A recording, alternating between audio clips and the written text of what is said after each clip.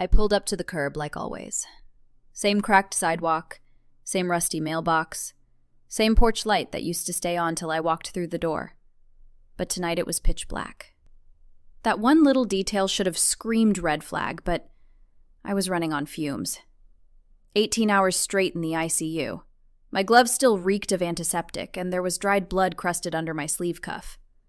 I'd cracked a rib doing chest compressions on a 17-year-old OD. Pronounced him at 2:14 a.m.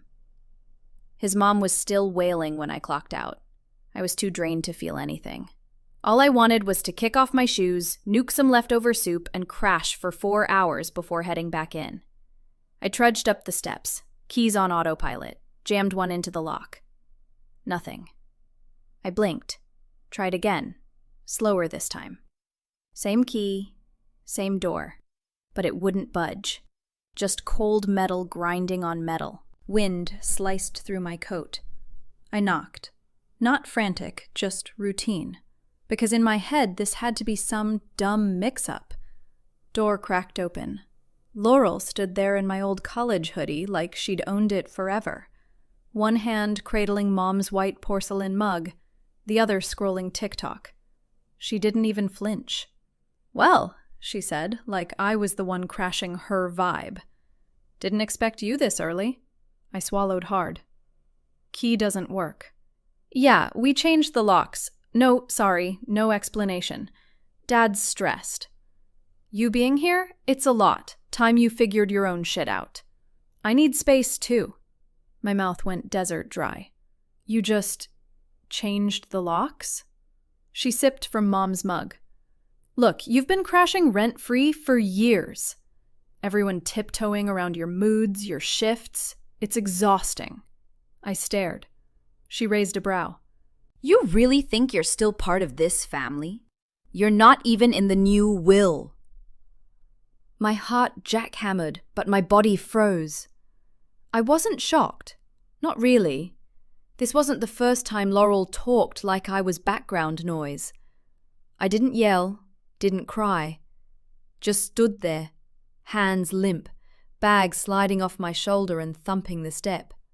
They were supposed to be my safe zone, not my war zone. I looked past her. Same couch, same rug, same cinnamon plug-in Mum loved, but it didn't smell like home anymore. "Understood," I said, soft enough to make her squint. She gave a curt nod, shut the door. Click. I sat in my car, engine off, hands glued to the wheel. Porch light stayed dark. Across the street, the Johnsons' dog barked once. Inside, someone laughed. Probably Laurel or Elias. Dude moved in 3 months ago and never left. Ate the groceries I bought. Slept on the couch I picked out with my first nursing paycheck. I didn't cry. Just stared through the windshield. Eyes foggy but dry. Fingers ice cold, but I didn't crank the heat.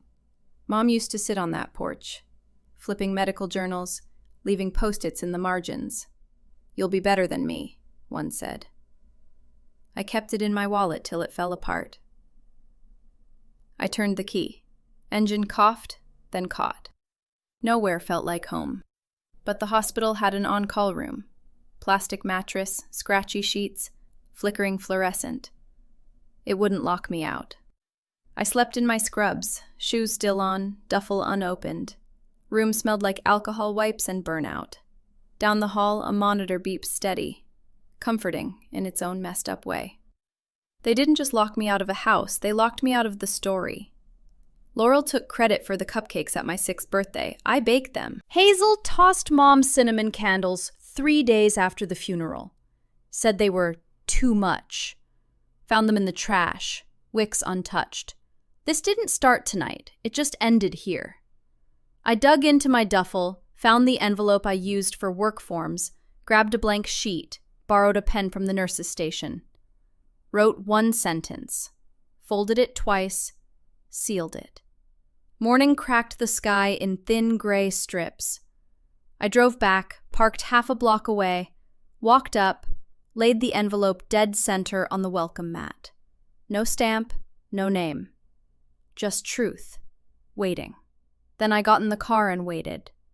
Didn't need to see her open it.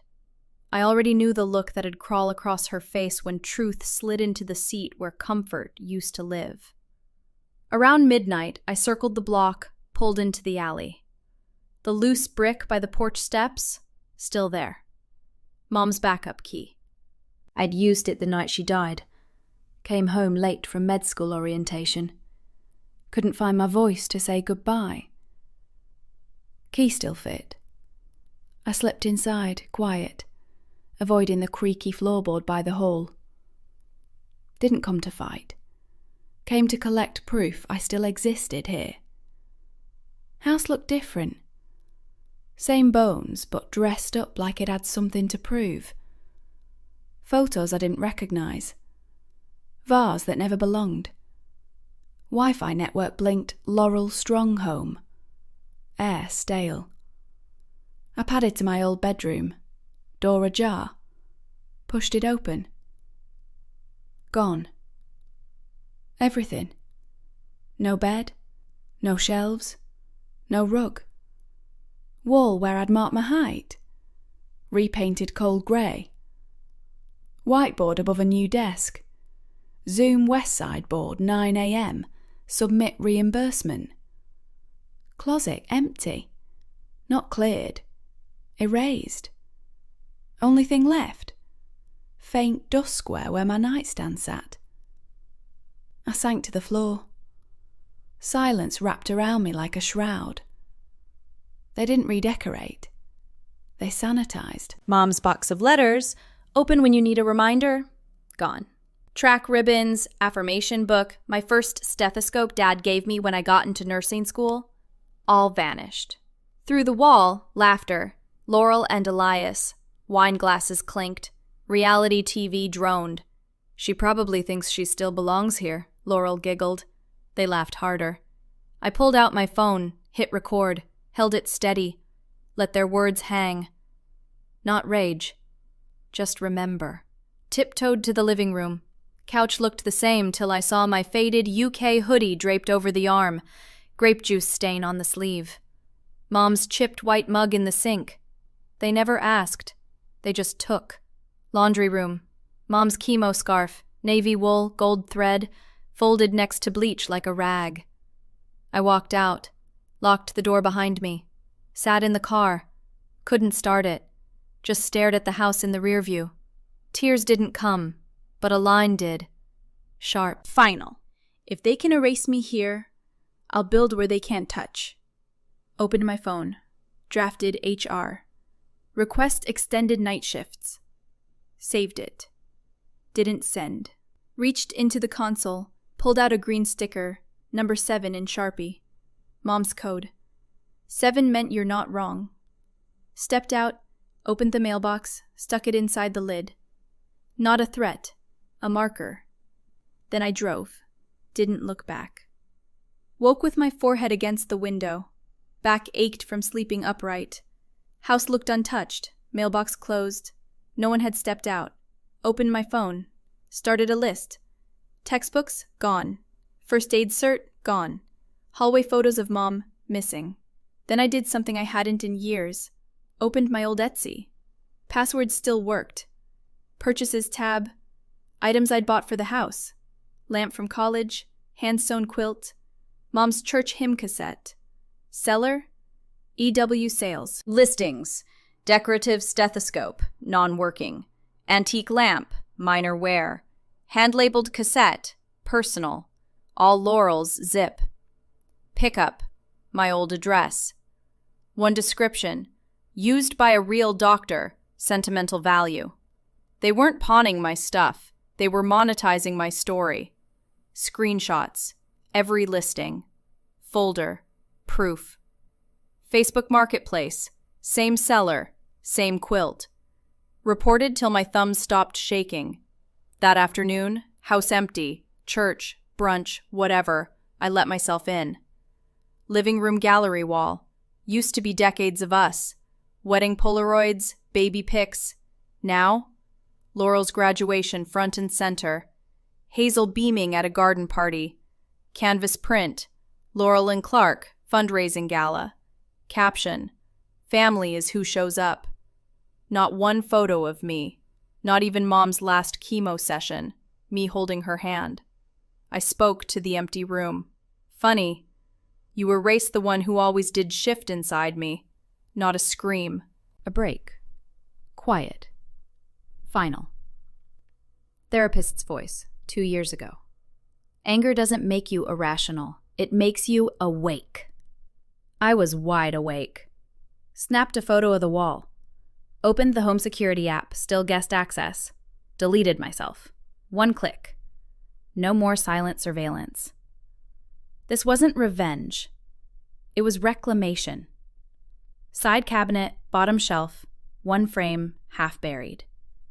Pulled it out. Mom and me, age 18. Teal scarf. My braces. Laughing. Posted on back. Grad dinner.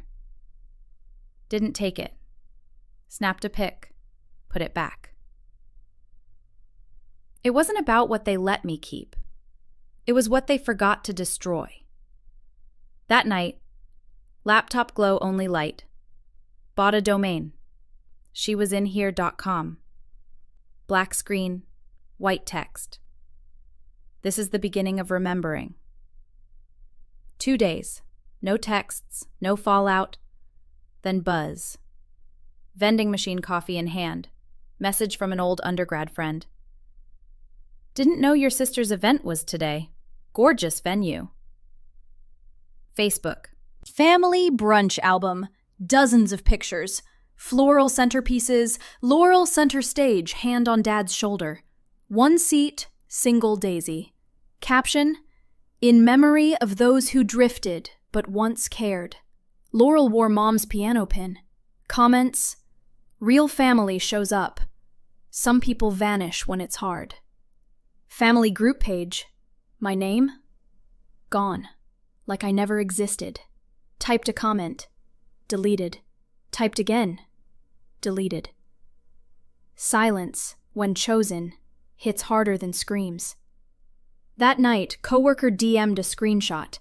Laurel's Instagram Live. When your sibling chooses silence over family. Same patio Mom drank coffee on. Tissue in hand. We tried. After Mom passed, she just changed. Dad still sets a plate for her. Comments exploded. You don't deserve this, Laurel. Polished. Rehearsed.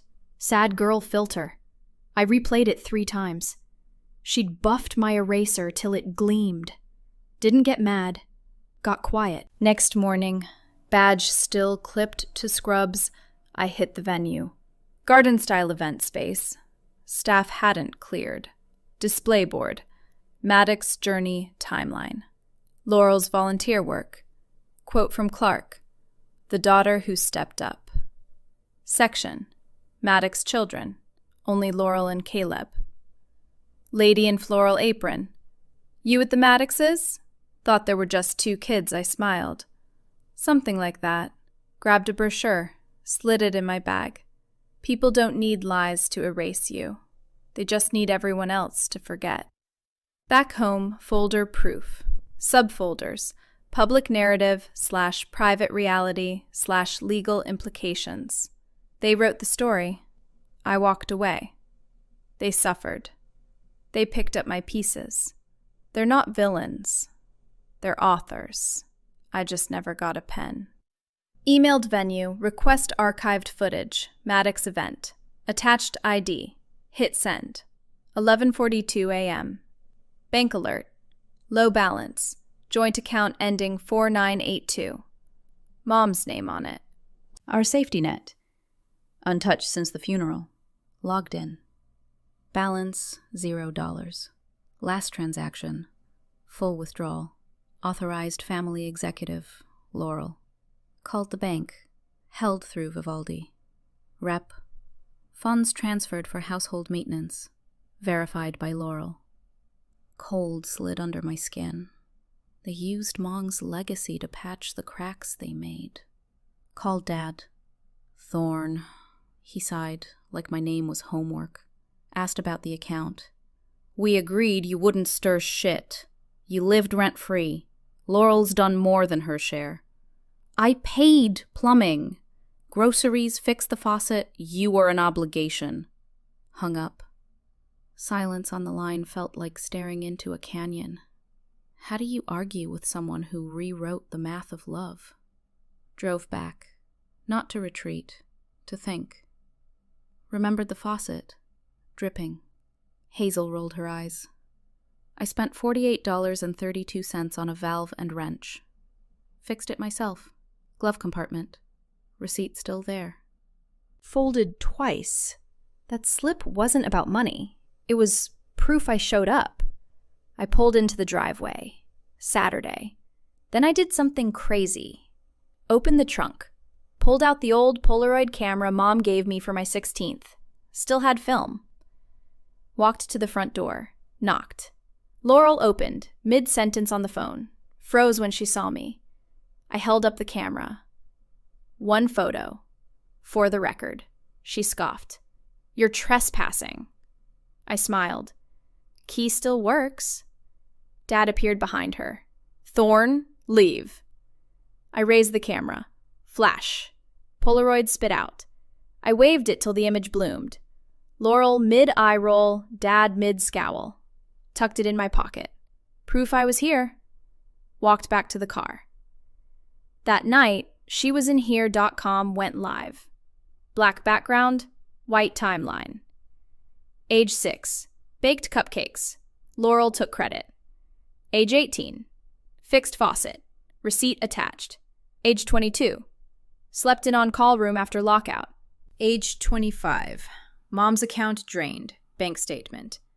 Today. Photo of them at the door. No commentary, just facts. Comments disabled. Then I emailed the link to every family member. Subject, the missing chapter. No threat, just truth. Next morning, text blew up. Laurel, take it down, you're embarrassing yourself. Dad, this is why we changed the locks. I didn't reply. Instead, I walked into HR, submitted a night shift request, got approved. Started saving for my own place. 1 year later, I bought a tiny studio, paid cash from double shifts. Hung Mom's Polaroid on the wall. Underneath, a post-it in my handwriting. Family isn't who shows up when it's easy. It's who stays when it's hard. I still work nights, still save lives. But now, when I come home, the porch light's on. Because I leave it on for myself. Yo, if this hit you in the feels, smash that subscribe button, ring the bell, and drop a comment. Where are you listening from right now? Share this with anyone who's ever been erased. They need to know they can write their own damn chapter. Next story drops in 48 hours. Stay locked in.